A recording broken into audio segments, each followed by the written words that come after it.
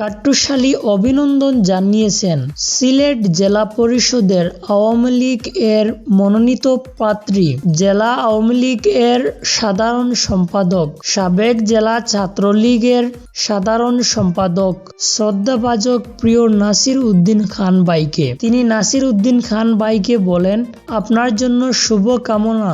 আপনি ব্যক্তি হিসাবে উদার এবং বিচক্ষণ, তাই আপনার মতো রাজনীতিবিদের হাত ধরে এগিয়ে যাক দেশের কাঠামো।